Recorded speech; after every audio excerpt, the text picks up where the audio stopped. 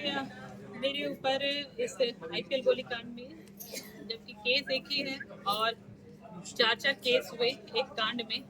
और एक केस में मैं पूरी तरह से बरी थी।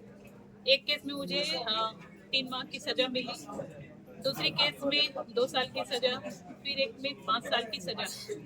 और कहीं ना कहीं एक षड्यंत्र के तहत जो मैंने बाई इलेक्शन जो मेरे हस्बैंड चुनाव लड़े, उस इलेक्शन के पीरियड में कई सारे ऐसे प्रमाण, ऐसे वीडियोस, ऐसे कॉल रिकॉर्ड जो तमाम पब्लिक के सामने भी रखा गया, तो कहीं ना कहीं ये देख करके साबित हुआ कि ये गलत तरीके से फंसाने का प्रयास किया गया। क्योंकि जिन लोगों ने मेरे ऊपर आरोप लगाया, जिन लोगों ने मुझे फंसाने का प्रयास किया, कहीं ना कहीं उनके कई ऐसे बॉडीगार्ड्स, कई ऐसे शुभचिंतक जो कि अच्छे पद पे विराजमान थे, वो कहीं ना कहीं इस गलत काम में उनके सहयोगी बने और मेरे कंप्लेन की वजह से वो सस्पेंड भी हुए।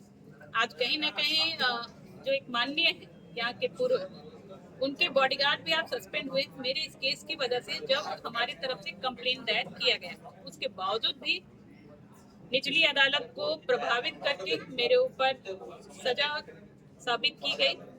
लेकिन जब मैं उच्च न्यायालय गई, वहां पर माननीय न्यायालय ने मेरी सजा पर रोक लगाया, जिसका मैं तहे दिल से आभार व्यक्त करती हूँ। और ये कहीं ना कहीं ये जनता का प्यार, जनता का आशीर्वाद और माता रानी का आशीर्वाद है तो आप जो सजा पर रोक लगाया गया। चुनाव लड़ने के लिए तैयार हैं? जी बिल्कुल। इससे तो यही साबित होता है कि चुनाव में लड़ने के लिए जो बाध्यताएं थी, वो बाध्यताएं कहीं ना कहीं आज खत्म हुई है और मैं खुले तौर पे अब चुनाव लड़ सकती हूँ। ये क्लियर 3 साल आप विधायक रही, 3 साल का अचीवमेंट क्या रहा आपका? मैं 3 साल हमारा कार्यकाल रहा है, लेकिन इस चीज से भी हम नकार नहीं सकते हैं कि जैसे ही हम विधायक बने, कोविड काल जो मार्च के टाइम में लगा, और कहीं ना कहीं 1 से 1.5 साल जो कोविड काल था, उस समय पूरे स्टेट में ही कहीं काम नहीं हुआ है, पूरे देश में।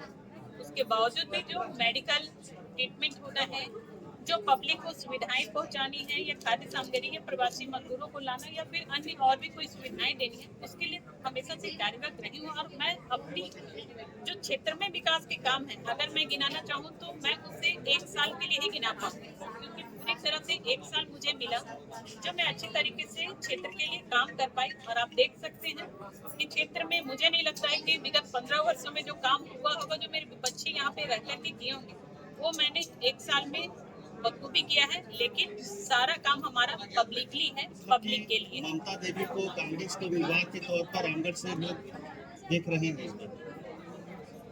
ये तो पब्लिक ही बता पाएगी। मैं तो हमेशा से चुनावी मूड में रही हूँ और जनता ने मुझे चुना था 2019 में, तो मैंने चुनाव हारा नहीं है।